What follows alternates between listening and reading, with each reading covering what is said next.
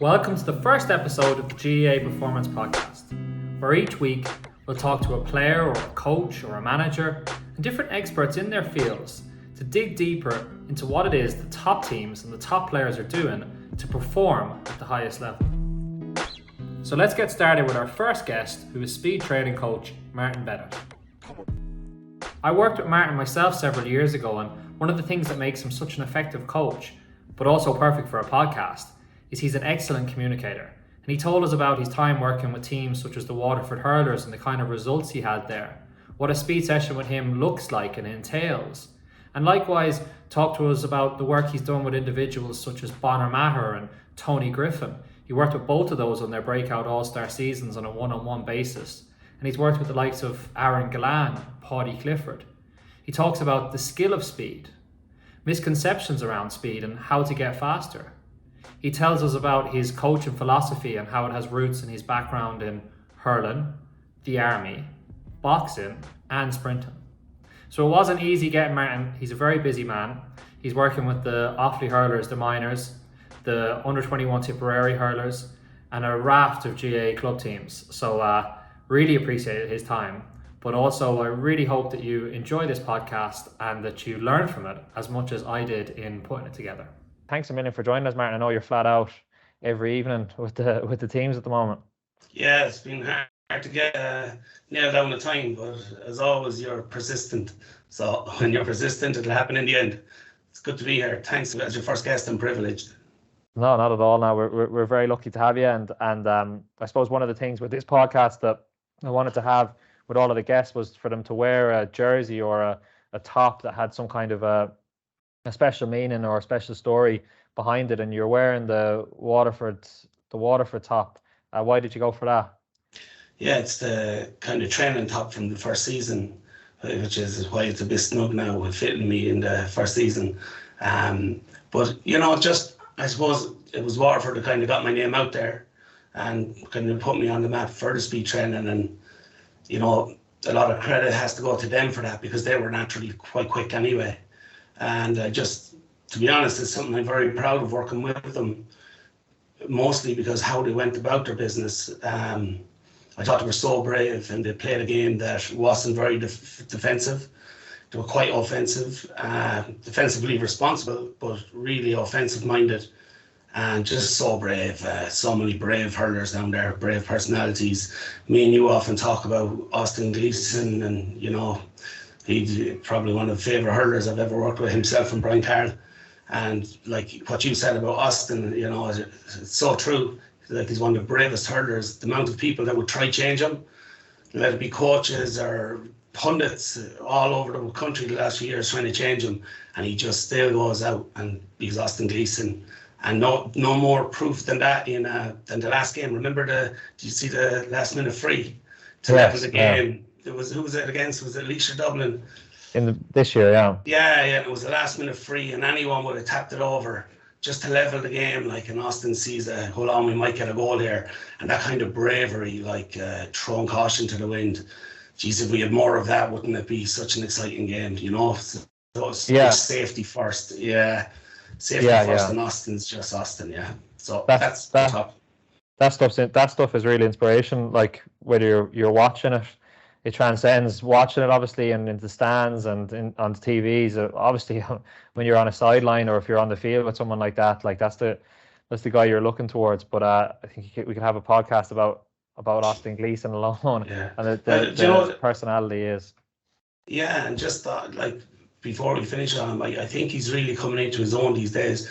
It's like he's stopped apologising for who he is. Like, I've heard a few of his latest podcasts, and like I thought for years there, he was really affected him, all the kind of negative attention and pundits picking his game apart and trying to change this and that. And these days he's just so comfortable in his own skin, and it's really showing his performances. Looking really forward to seeing him this year again. Yeah, I always think of like someone like him.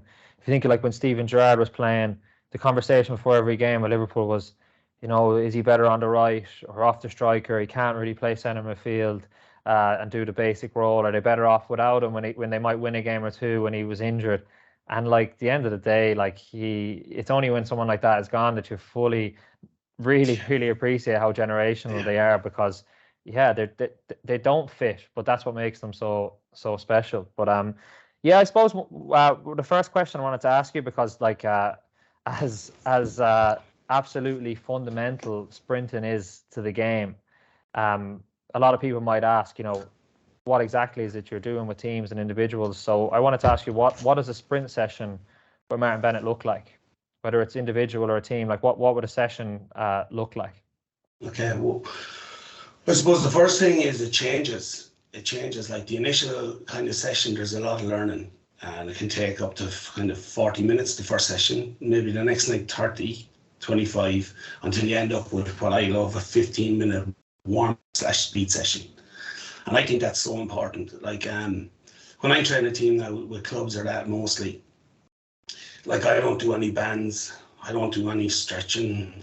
Like everything's within the warm-up. There's a bit of ballistic stretching, dynamic stretching within the warm-up, but I don't separate them. Like it's drills to warm up, and it's sprint drills and drills that are done like pure deliberate practice. Like not just, oh, we done 3 sets of high knees, 3 sets of heel recovery. Like try to make each one better than the last, and it's real zoned in on it.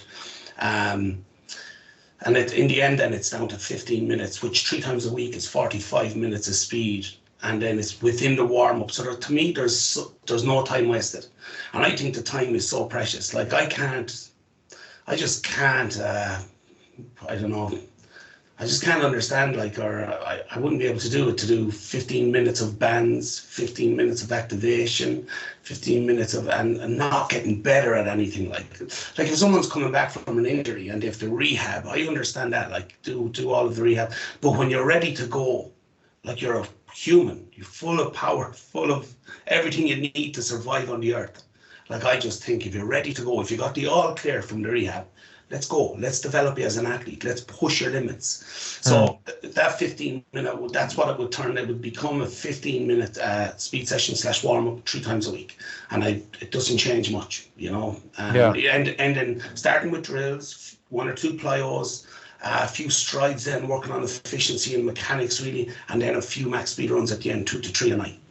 Yeah. And what would be the kind of drills that you would be doing there? Like you were saying, it kind of would be basic enough stuff, but just done very well. Yeah, that's the difference. See, they're so basic, but done properly. I don't see them done properly in most places. Like I remember going to watch an inter-county game one day, and I seen this team, and they were doing these amazing drills. To be honest, they were some of the best drills I've ever seen. I never even seen them on the athletics tracks when I was competing. And they were so good, so fancy, but then they ran out of it with running mechanics, not sprinting mechanics. And they didn't know how to sprint. So they were doing all these drills, but never changing into sprinting mechanics. So to me, there's 3 stages of human. This is all my own thoughts now, by the way. You'll probably find books to pull everything apart that I'm saying, but this is how I understand it. There's walking, there's running, and then there's sprinting. And walking to running is really, really distinct. Such a distinct, like you can tell a mile away someone's walking, someone's running. And running to sprinting should be the very same. It's so distinct that you can go, oh my God, like when you see a sprinter for the first time running properly with proper mechanics, it's awesome. It's absolutely awesome. Like it's like, whoa. And when I learned how to do it, it's an absolute game changer. But most people, unfortunately, they're just walking, running, right? So we can call it, it's a sprint session. But they were never sprinting. They were running mechanics. So they're putting sprint energy into running mechanics. And that can burn so much energy because like we walk on the heel and we run on the heel. We jog, like we run on the heel because it saves energy. And at them paces, it's for going for a long time. But sprinting, it's not on the heel, it's on the ball of the foot. And that engages the spring, which is the Achilles tendon and the calf muscle. And if you land on the heel, you're not loading that spring, and I always give the example, like if I gave you 100 kg on a weights bar, and if I gave it to you down here, you find it really hard to move it. And the saying with the books is we can only produce what we absorb, okay? So if I give it to you up here, and you get to let it down and load the springs, as I call it, and you bang it up. And the very same with the calf and the Achilles. If you're landed on the heel, that's like taking the bar down there. But if you land on the ball of the foot, it engages everything, and then you'll power you up off the ground. So sprinting mechanics is massive. It's also, less hindsight mechanics, so less kicking back at the ass, and it's frightening that they actually do that as a warm-up, bum flex. And you're trying to actually eradicate them, and you're trying to recover the heel high to the hamstring while popping the knee to the front, ready to come back into a high knee. And if you haven't recovered the heel properly, you can never get around into a high knee. You'll just chop at the ground right in front of where you were. So the 3 drills they incorporate the hip cycle. Okay, the hip cycle is what you're trying to learn. It looks like cycling at the hips. So they're high knees, heel recovery drill, and scissor bleeds.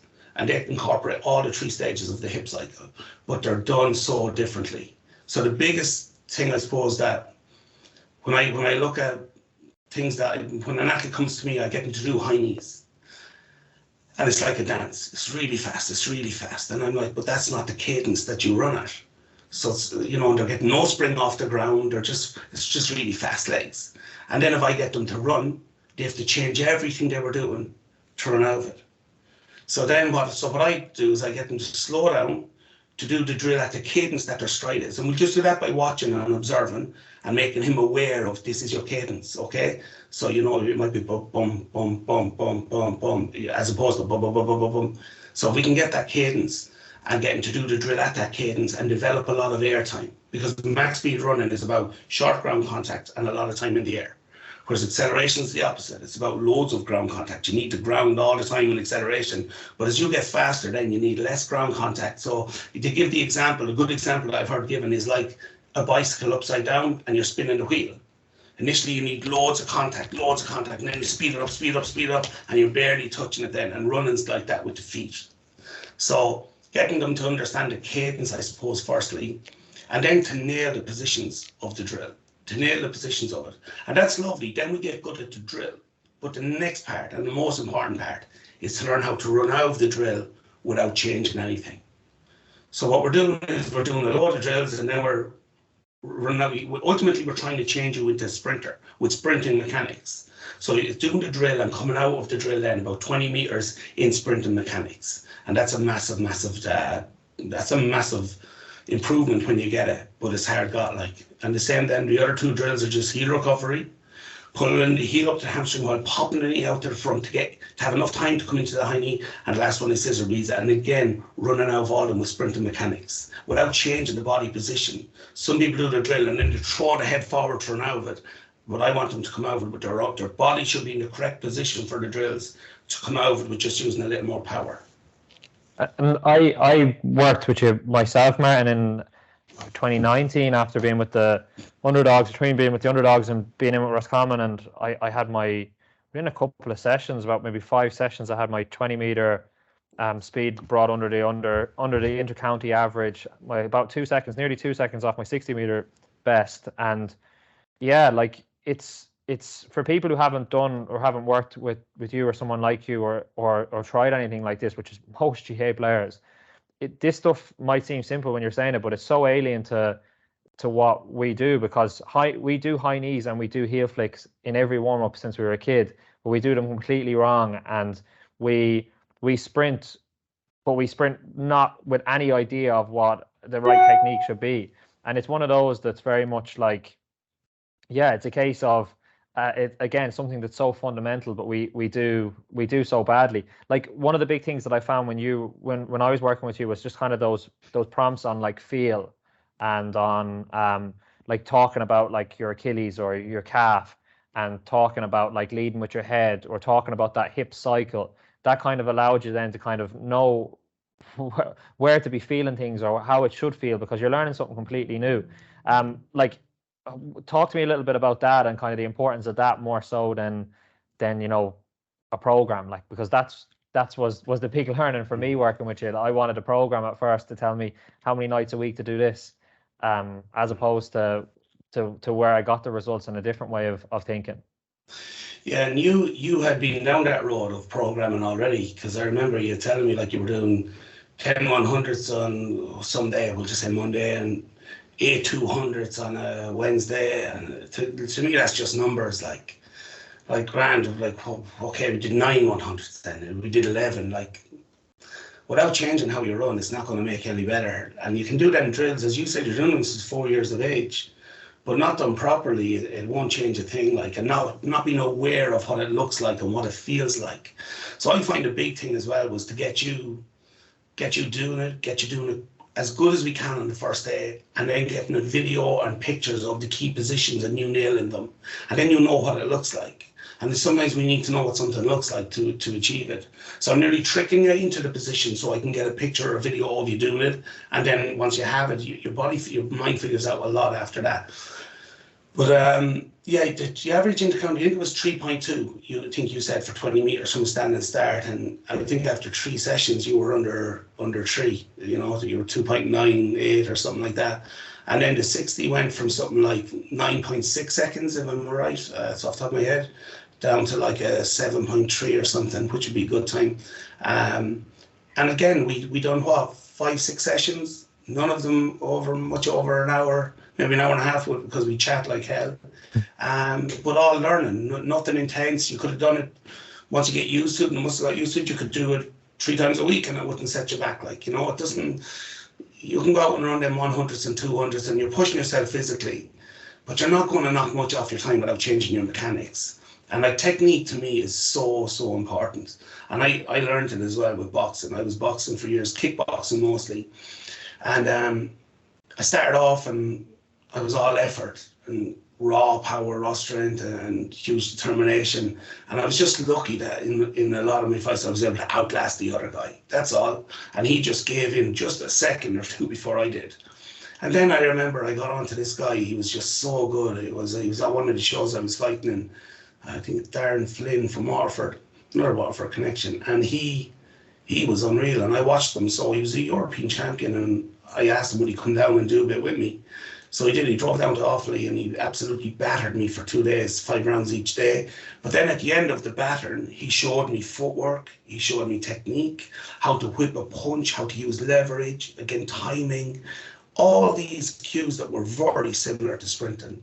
And I've heard people say, oh, sprinting's like punching the ground, and it is. But most of them never box and they can't, they don't know exactly why. But when I had never knocked out anyone in my career. Like, I stopped them by outlasting them, as I said, pressure. But I'd never knocked people out. And that once you learn the technique, it completely changes. You're knocking people out in your sleep. And like, then I read Chris Eubank's book, and he talked about standing in front of a bag for an hour a night, doing 100 punches of each punch per night. Because when I started trying the left hook, and I'm getting back now, this is relating to the sprinting. When I started boxing, I couldn't draw a left hook, and I was like, oh, my shoulder doesn't work like that, it's awkward, and it was unorthodox. Then I read Eubank's book about standing and doing 100 of each punches. 4 weeks later, my left hook is my best punch. So the very same with running. When I give people these drills initially, it's so alien to the hip flexors to work that hard and bring the knee up that high, up waist high off the ground. It's so alien, and it's when they're running, it feels awkward. No more than me with left hook, and they're like, "Oh, that doesn't feel natural. Oh, it feels awkward." And I'm like, "You're not going to be fast tonight." That's the first thing I tell everyone. You're not going to be fast tonight, and you have to do the repetitions of them drills till them muscles get used to it, and it becomes natural. Same as kicking with your left foot in football. I always say this, like for sprinting, for some reason, when someone says, "Oh, I need to get faster," they go, "Okay, go into the gym. More power is more strength and more power, and that's all more speed." But not if you don't change how you run. You could have given me all the weights in the world, but my left hook wouldn't have got better without technique. Your left side in hurling, say, or your left foot in football. If you go and you say, my left foot is weak, a good coach will tell you, go to the ball or the ball wall and do 100 kicks every night with the left and right foot until it becomes natural to you, and it will become natural. They don't send you into a gym and tell you start doing leg extensions, or jump up on a box. It's the very same with hurling. You practice your left side after repetition till it becomes natural. You don't go in and start doing cables, but for some reason with the skill of sprinting, and sprinting is a skill, we seem to neglect the skill a lot and the mechanics and send them in to do jumps and squats and split squats. And like, I was very lucky. I was so lucky with sprinting that I was 24 years of age when I learned how to sprint. And before that, I was kind of in the top 5 on any hurling team I played on. Like, I was quite fast. And then I marked an athlete one day. He was a 400-meter runner. He was from the same club I ended up running with, the Tullamore Harriers. Fergal Hannon from Ballyskinock. He was hurling with Offaly for a while. And he was a 400-meter runner. And I was marking him, and my speed was absolutely like totally negated. He was a rocket, and I couldn't get away from him. I just couldn't get away from him. So he got to every ball before me, and if I did get the ball before him, I went to solo. He just knocked it off my hurler. It was a hurl under my arm, and I had just no space. I just couldn't get away from him, and I was just saying, my God, that's the way to get a hurler, turn them into an athlete, like. And so then when I was 24, I joined the army, and well, I joined a bit younger, but at 24, this athletics coach took me under his wing, and he brought me out to the track, and he asked me, the army races were coming up, we have athletics in the army, and he said, he asked me, was I fast? And I said, yeah, I'm really fast. You know, I was naive, I didn't know, like, as they say, you don't know what you don't know. So he brought me out, and we did 100 meters, and I was quick for the first 40. And then I died of that. Not physically, technically broke down, and I was something like 14.2 seconds, which is average, even on the lower side of average. So for 6 weeks, he did mechanics with me. Just mechanics, teaching me how to sprint, high knees, heel recovery, bounds, strides, all basic enough stuff, but he had a great coaching eye. And he was always telling me, could be a little bit better on the drills, could be a little bit better. You dropped a bit there near the end. And after 6 weeks, I went back out and I broke 12 seconds, like I was 11.8, which is okay, like, you know, but I was only new to it. But that was in 6 weeks. Not a weight lifted, well, like I was doing small bits of weights myself, but they weren't very specific. They weren't for, you know, it wasn't the weights that did it. It was all mechanics, all technique. So when I learned that, like, from myself, I just said to myself, my God, I said, that's the way to go. Like that's what to chase. That's the low hanging fruit. That's where you'll make the bang, to get the biggest bang for buck, make the biggest improvements. And it was the second time it happened for me, because it happened in the boxing first. Nothing changed, didn't change my weight program with the box, but all of a sudden it got way more powerful with technique. Then I go sprinting, technique, everything changes. So technique to me it's king, absolute king. And like if someone's hitting if they've capped out on their potential, with proper mechanics, and you're like, right, that's really fast now, like, then I'd start looking at the gym and external places like Jonas Dodu, the head of the British athletics team and English rugby speed coach. Like, he says that the primary benefits are speed, are on a track, running, sprinting. Secondary benefits are got with jumps and plyos. Tertiary is the gym. And then a great speed coach in Ireland, Shane McCormack. Shane's an absolute gentleman. Phil Healy's coach. Shane, I went down to Shane and joined him for a session just to see what he's about, because he's a very successful coach. And I watched them. They did their hour and a half on the track, bombing up the track, all their drills. They tore up the track then, burned it up. And then for about 20 minutes at the end, they're going in to do their weights. So it's very secondary, tertiary, but I find in GA it's primary, the way through it's to fix everything. And I understand it's not sprinting, it's athletics. I understand that. Or sorry, it's hurling, it's not sprinting. So there's contact and stuff. But ultimately it's a running game. And the more mobile you can get around that pitch, the more efficient you are, the more you save energy, the more you can repeat your sprints. I just think give more time to the skill of it. And you know, like how long are you going to spend in the weight room before it's diminishing returns? Like, you know, you get a huge bang for buck early, and after a while, like, I just don't know, like, and then I'm very cautious with weight, like I went from middleweight up to heavyweight in boxing, and my engine completely went into boxing, and I never never got down on the 11-second mark again with sprinting. Yeah, well, I think with a lot of that, Martin, it's a funny one because this is so alien, and because, as you said, there's low-hanging fruit, a lot of players and teams are getting, and as you experience yourself, with the right technique, are getting really quick results, which is great, you know, and it just shows what can be done. But it's also kind of a bit of it allows then teams to kind of just give it a bit of time, or just small amounts of time to it, because in my opinion, like I seen when I was up in DCU in the GA house, we had the athletics house beside us, and all of those, you know, future Olympians who are training to be, you know, top sprinters, and, you know, they're training to run faster and more efficiently, the same way as we are. Obviously our game has more things to it, but they're still looking for a lot of the similar gains. And the way they train was so different. Like the principles that you're talking about was at the heart of everything that they did, you know, where in the GA you don't really see that as much. But I suppose that's kind of the nature of it. But with the teams that you've worked with, say Waterford being the main one, like, what were the results that you seen there in terms of, you were with them for a season, so you were able to, or a few seasons, but like in that time, what were the results that you seen? Actually, they were brilliant.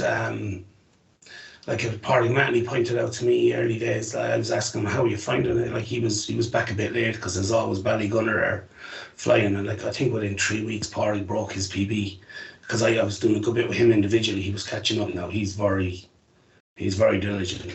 Like Party is all in. So he was probably a great guy to have for an example. But he pointed out to me. He said, Martin, he said everyone here is after breaking their previous best.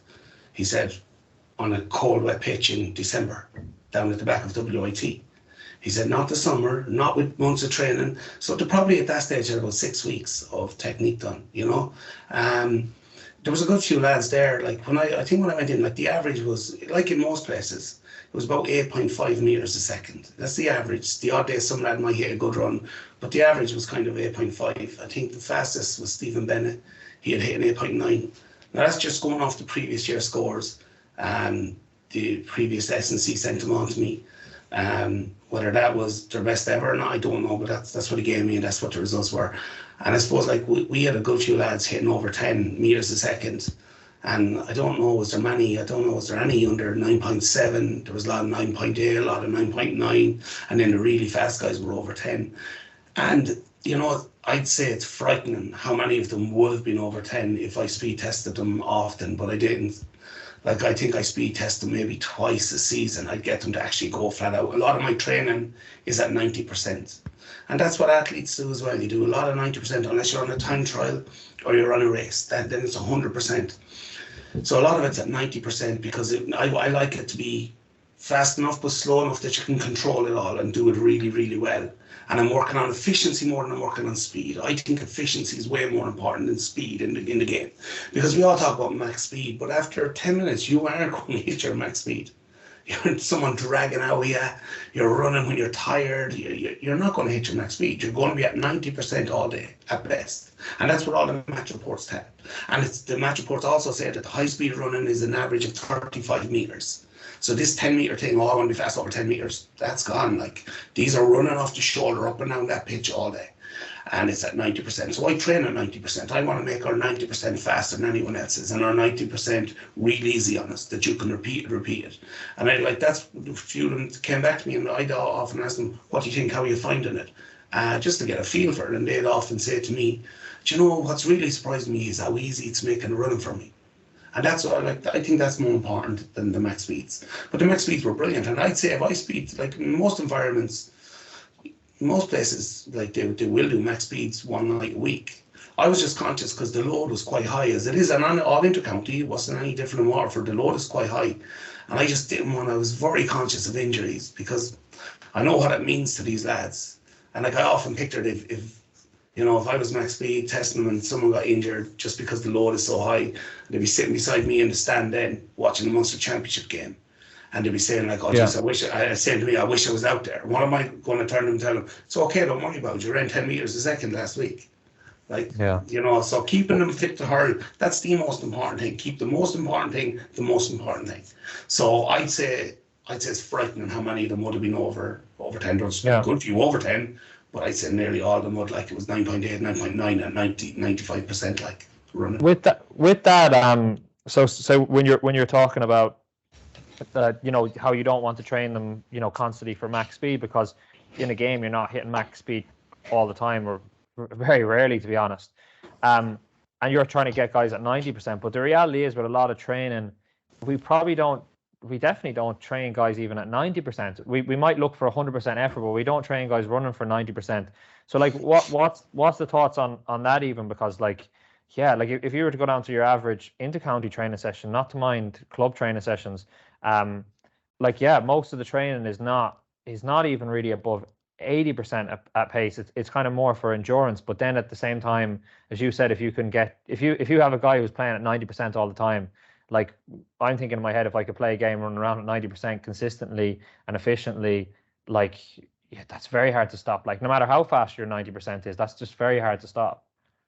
Yeah, and that's the tempo of the game. Like for hurling especially, Like that's why I don't like these mass runs whatsoever. You know, I think, see, a lot of people love numbers, and they love numbers because it gives you a sense of control, that you're in control and you can really direct it. And we're hitting 90 meters in 15 seconds and 15 seconds recovery. And again, to me, that's just numbers. Like I want to train at the tempo of the game, and I want to get real good and comfortable in that tempo. And like I learned that again the hard way with boxing. You know, I often sparred my brother getting ready for a fight, and it wasn't at the tempo of the fight. It was just off it. And then you go into the fight and you're like, someone goes trying to take your head off, and that takes so much more energy. And you're like, God, I didn't train at the right tempo at all. I just think as well that with the master runs, you fall apart and the technique goes to shit. You know, and I'd be doing so much on mechanics, and they're running brilliant. It's at the tempo of the game, that speed you're running off the shoulder, and then it goes into mass runs, 20 runs, and falling apart. Technique goes out the window. You know, it's not for me. I'll put it that way. It's not for me. One of the things that, talking to you about this before, I know we've spoken about this before, that I found from my own experience was that running a lot of mass runs, and like teams train like mass runs consistently now, at county level, club level, like I found that it made me very good at mass runs, but it made me a very conservative athlete. And I was saying that to you the last day, like I felt very conservative. I felt like I knew how to get through mass runs to be top 3 in nearly every mass run. And if somebody really pushed it out, they'd win it, but I'd be in the top 3. And then if no one really pushed, but I'd always be there. But like that, you don't play sport with someone holding you back. So yeah, like I'd agree with you with the mass run stuff. Geez, it's one of the best, and you said it last day, and it hit me like a train. It's one of the best ways I've ever heard it described. Like I think like these athletes, you should be training them to have complete abandon and fearlessness, and going for everything, like all in all the time. That's a lovely quote that I like to use, all in all the time. And Master's just saying none of that. And also energy, like you say, go, and they're gone 90 meters down away from you. Everyone in their own zone, in their own head, not talking, no energy. And then they wait down there for 15, off down 50, 90 meters away. Then you say, go again, and they come back. So the next time they're in front of you, they're resting, hands on the knees, breathing. And then they're gone again. It's just, to me, it's just so scattered. And that's why I love to use boxing. Firstly, I love boxing because of what it does mentally for you. It really, really teaches you resilience and that bit of fight and aggression. You're practicing that, and then the guy on the pads is roaring in your face, so it's chaos. And the game is chaos. Like you see that first 15 minutes of championship, it's chaos. So the more you can put yourself in that environment, for me, the better. And it won't take you by surprise on the day, and you're just so used to it. So I love that for fitness. And the energy is huge. They're right in front of you. You're on them. They're on you. It's absolutely brilliant for energy. And then if you want a few physical reasons for it, all my boxer friends, like the best of them there, they do a 10K in 31 minutes. Like I know people running all their life and they don't get to that level of fitness. Like they're the best guys I know that run regular, and they're good runners. They feature well in road races. 33, 32. These guys are in 31. They're running 1 day a week. One of them, Brian Brosnan, for a world champion kickboxer, an Irish level, national level boxer. A great friend of mine. He do 10K in 31 minutes. Him and Roy Sheehan. I remember the head guy over the athletics in the army saying to me, "Sure, the best runners are in the army aren't running." And I said, "What do you mean?" He goes, "The boxers." He said, "Brian Kay and Roy Sheehan, they're doing the 10K in 31 minutes. Running 1 day a week. Just 1 day a week going out doing the 10K. 31 minutes. It's phenomenal." So the conditioning from boxing is huge, but mentally what it does as well. One of the big things I like with that idea of doing your kind of endurance training as boxing is that like your legs are fresh, and then that would obviously allow you to train in season, because from my experience, you come into the championship time of year, and like you're, especially at senior and at minor, at under 21, I found, especially county under 21 level, like it is game to game to game, and it runs really quickly. So you kind of pick up fitness, and then you kind of just run through the season. But with a longer season, and you've got a longer period of championship, it's very hard to maintain fitness without doing any kind of heavy load. And where teams don't want to do heavy load because they're trying to keep fresh. But if you can get heavy load without hammering the legs, that sounds like it makes sense. Yeah, like some people front load so much, and then as the season goes on, like I think they're actually going back the way a lot of the time. Like I think every 2 weeks should be getting 2 weeks better, 2 weeks fitter, 2 weeks stronger. And I've often noticed, and especially in club there, you'd meet a team in the first round, and then you meet them and they're like to give you a great game, and then you meet them later on in the year and they're not half the team. And like, because you have to pull back a lot when running is your only mechanism of fitness and conditioning. Whereas the boxing, like I like as the season goes on, like I'd box a team like right up to championship, like maybe the Tuesday night before a championship game on a Saturday or Sunday. I do 3-4 rounds of boxing with the team, bring them to failure, keep the lungs guessing, and like the energy in the group, you feel brilliant. I remember coming close to fights and you'd be told not to run, not to train 3-4 days, and I used to feel sluggish going into fight. Do you know, even mentally, stopping training like that did a lot of damage to me. I think mentally you need to keep training, you know? With Waterford, would you have done that with them? Like, because they were, one of the hallmarks of their team was that they were so fresh. So it looked like... Well, I suppose till year 3, I think the what do you call it, the narrative is that they were burnt out in year 3, but I don't think that at all. I think one bad game changed the whole season. You know, Stephen Bennett, I've heard him say that, it's very true. But, oh yeah, we like, look, they looked very fresh in year 1 anyway, and like, we would have boxed them on a Tuesday night coming up to any game, like 100%. But then, look, you have to give Mikey Bevins credit for that. And we were talking about bravery earlier, and Mikey's brave enough to do his own thing and trust his own gut, and never too far wrong with it, you know. Him and Liam, in fairness, like they were the first team to really see the worth in the running mechanics and chase that, and then assist the running game too, and then using the boxing as a tool as well. Like, wasn't many teams doing it, a good few doing it now. A lot of teams using boxing now actually, but they were pioneers and they had the bravery to do it. And if you're going to ask players to be brave, you better be brave as a coach and a manager too. When I say fresh, probably not even the right word. I just think energy. Like, there was a lot of energy still there. Like, you can be fresh in your legs, but like when you have energy in it, and they just seem like a very energetic team. Like, even like All Ireland semi-finals, finals, they were just bursting out of the blocks. Like, so when you're saying that, it makes sense. Were they doing it right up to knockout stages of the All Ireland? Oh yeah, right up to right before even before the semi-final with Kilkenny, like Tuesday night before it. And sure, look, see, I think there's this narrative out there nowadays that we're made of glass, you know, and our glutes are all asleep, and recovery is more important than training. And I don't think so at all. Like, look at that.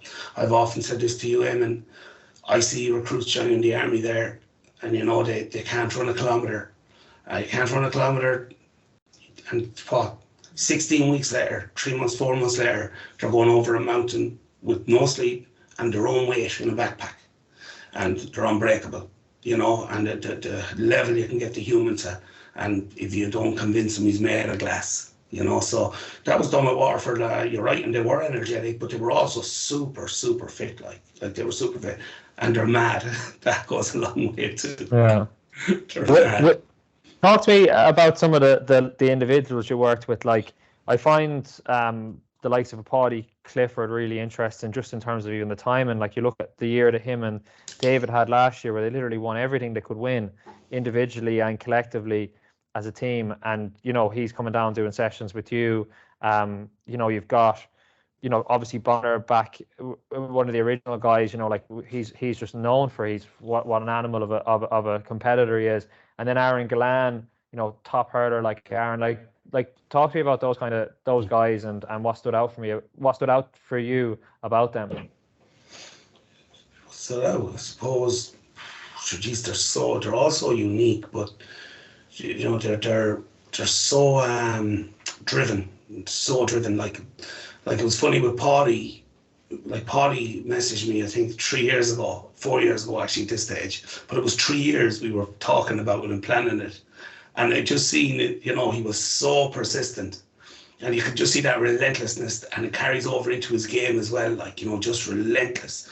And he drove down like 3 hours, and he was like a sponge. He was just like a sponge. You know, he was down for them 2 hours, and he was getting the most out of it. You know, he was absolutely a workhorse, you know. And Gillan was funny, you know, because Gillan's personality, he's quite soft, and he's like this little soft handshake and gentle walk, gentle voice. Came out and met my family and the mother. Oh, he's a lovely lad. And then he's an assassin on the pitch, like he's cold, evil. You know what he's like hurling. The gentleness is gone. It's all of a sudden there's this savage, and he's a pure assassin. I think he is. He was very impressive to work with, because I just thought there was this cool air about him. Like, he was just very confident, and it was like I just got the feeling if I told him to jump off the goalpost, it would have made it quicker. He would have done it. He didn't question anything, and he got it so good. He was so good from session to session. We did about 3 or 4 sessions, and how he improved between session to session. He just had a great uptake, great understanding, and quite natural stuff. And it was good with him, because we actually got to work on more than just the mechanics. We actually worked on how to bring it into his game. So we work on how to get out to that corner, the way he does his runs, how to win the ball, and how to give a sell. And like, we did it over and over till I believed it. So I was tracking him, and if I didn't believe it, I was like, no, sorry. And then we just kept at it. And then if he sold me, and I try and get after him, but he was gone. Like, and we did a lot of sprinting with ball on hurl as well, like to try and carry the mechanics into the game. That's the last stage of what I do. I bring it into the game, I call it drive for 5, head down, pump for 5 steps, and then ball on the hurl, and come into some form of a higher stride, with frontside mechanics. So that was very interesting, getting to work with him. He's an interesting guy. And what were kind of the benefits with him? So like, when someone like Aaron Gillan comes to you, multiple All-Ireland winner, multiple All-Star, looking for improvements, like, but again, obviously a lot of this running technique is still alien to him. So like, you'd imagine, like, working with someone like that, there's very little to improve with him. But I'd imagine, maybe I'm wrong, but I'd imagine that the same kind of low-hanging fruit was there as with everyone else. It's just funny you asked that, because I remember during the session, like, about an hour into it, and I asked him, well, what do you think? And he just looked disgusted. He shaking his head, and I said, "Oh," he goes, "Jesus," he said, "man, I've been at top level hurling, for years now," he said, "and I've never run as fast as I've run today." And he just couldn't get over how simple it was, how easy, not easy, but how simple it was. He said, like, he's been jumping on boxes and throwing all sorts of weights on his back, and he's never learned to run. And he got it really good. Like, I sent you a video of him from beginning to end of the first session. And like, in the beginning, I asked him to run as hard as he could, well, at 95%. I always go at 90 to 95 of his sprinting. And you can see it was pure running mechanics. There's this short stride, he's coming back, kicking the ass. The leg is barely getting back. And a few markers I use, like legs passing pre-touchdown, just on touchdown, figure 4 in mid-stance. There's a few certain markers like that, and separation then on a toe off. There's a few markers like that, and if an athlete's hitting them, he's going to be a good bit faster, generally. Just the odd guy like Stephen Bennett, and he hit none of the markers, but you don't touch him. The guy don't fix it if it's not broke. I'm a firm believer in that. So if a guy's already quick, I just let him go. Like, Stephen used to ask me, am I doing it right? And I just said, it doesn't matter. I said, like, we'll worry about you when people start to catch you. Because he was really quick, like. But getting that clip, like, by the end of it, Gillan's coming out like a train, and it's sprinting mechanics. And that shows the difference, But again, he was very in tune. He was able to pick it up quite fast. Yeah. And with Gillan, like, and all of these players you worked, would you say that, like, he was one of the players who had the biggest improvement? And who would you say was the fastest person you've worked with so far? Oh, Conor Miller was very interesting too. He was he was determined. He was relentless on learning it, but he loves learning. He loves fitness. So, he was just so interested in it. And he was one of my first in the modern kind of game that got in touch. Gillan, probably the most improvements, I'd say. I'd definitely say so. And the fastest was without Shane Kingston. Shane and Sean Donoghue messaged to come down and do a session, and they were characters. It was like they were just down to compete against each other and to compete against every other athlete that had got a time with me. There was just this boldness in him that I really liked, And he ran a 6.93 for a 60 metre. And then he, with a bit of training at the end of the session, he ran a 6.66. And I remember posting on my Instagram that upset a lot of athletes. They were giving me an awful lot of grief over it, like, your gates are broken, why are you lying? And I was like, I'm sorry. He's that fast. I'm really sorry. I know you've been doing this all your life, but he's that fast. And like, I think some of the best athletes, some of them are like, they're in GAA. It's like some of the best sprinters in the world. They're not in the Olympics. They're playing NFL. You know, they were swiped. There's something like 70% of the draft is picked from college track athletes. Like, you know, and the people think like, oh, he got fast doing all the ladders. I watched him in his NFL training. And I'm like, no, he got fast with proper mechanics bombing down the track from probably the age of 12 or 14. And he got picked because he's fast. And he's probably not as fast now because he's had to put on muscle for the game. He's had to work on agility, power. He's to work on a lot more things. But when he was just doing speed, and, you know, it's funny with Kingston then, just that boldness I'm talking about. You know, I sent him a message and I said, geez, you're getting me a lot of grief here from the athletes. And he said to me, tell them if they're not careful, I'll go over and skin them. Skin them like it's skin a cornerback in hurling. Like, I just thought it was hilarious, and he probably would as well. That's the frightening thing. He was a rocket. You can see that in his game though. Like, and without like a 6'9" with no training, like, that's phenomenal. Now the only thing I will say with that time, he's not using blocks, and there's no reaction to a gun. That will slow you down 0.2 or 3. But he'd still be around the 7 marker underneath, and the blocks would really, till you learn them. But once you learn them, they'll actually benefit you. So he's a frightening prospect to mark. I like Stillwater, like, even against Waterford, like, you know, I knew, like, even with the speed they had and all training, every time he got the ball, I was like, we're in trouble.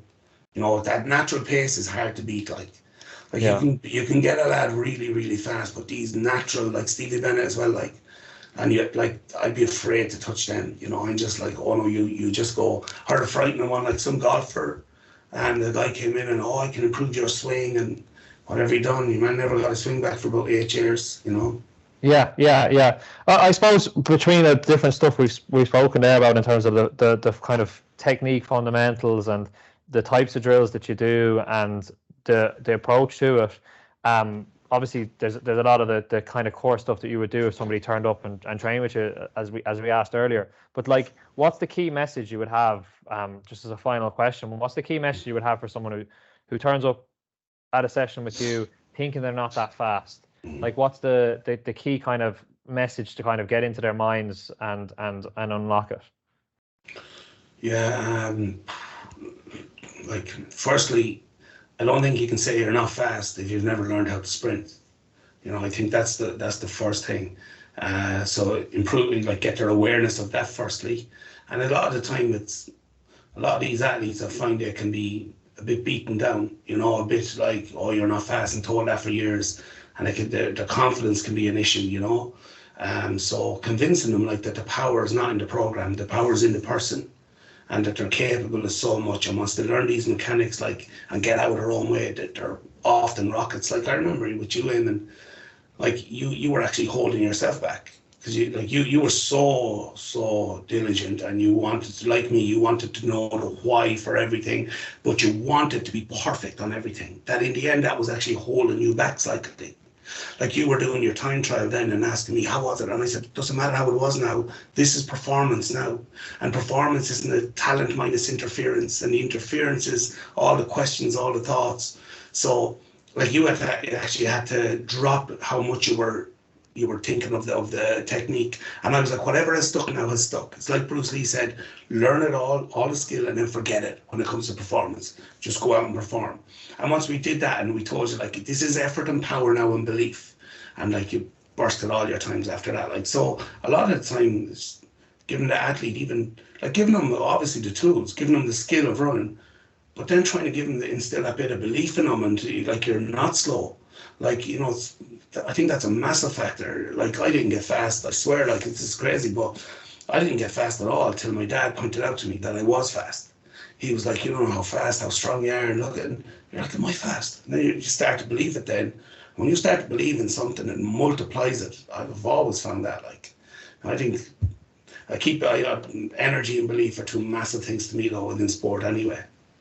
Yeah. Well, that was the big thing from talking with you. That, like, for me, was just that idea that, like, the technique and everything is so important, and like your sprint and training and everything is very important, but like your mindset to coaching and your mindset to learning is that's equally important. So hopefully we've got those two pillars kind of covered in here as much as we can. But for this year, we'll be keeping an eye out on the Tip 21s and the Offaly minors, and seeing how they're getting on and how fast they're moving and how fresh and efficient they're looking. And we've also got a lot of people have you on Instagram, and you can see a lot of the stuff that you're putting up, and a lot of your kind of your beliefs and mindsets across lots of different sports. But thanks so much for your time, Martin, and yeah, really appreciate it, and lots of learning in there. Yeah, just I suppose the final thought, and I'm just after thinking as you were saying it, if you were asking me to sum it up, I think that's what you were asking me, and I did a poor job on it. I always kind of say, if I could get the three things, if I can get the athleticism and speed of a sprinter, if I can give them the discipline and relentlessness of the army like a soldier, and then if you can give them the the heart and the condition of the fighter, I think that's a fair prospect if you can put them three imprints into someone. And I suppose there are three massive influences that I've had. So it's probably all I can do with someone anyway. It's all I know. So Eamon, thanks a million. It's been a pleasure. The first guest on your podcast. You're a great friend of mine. And I always say, it turns out that I learned more from you than you did from me. And thanks a lot. How about that? But yeah, thanks a million, Martin. Down, Eamon.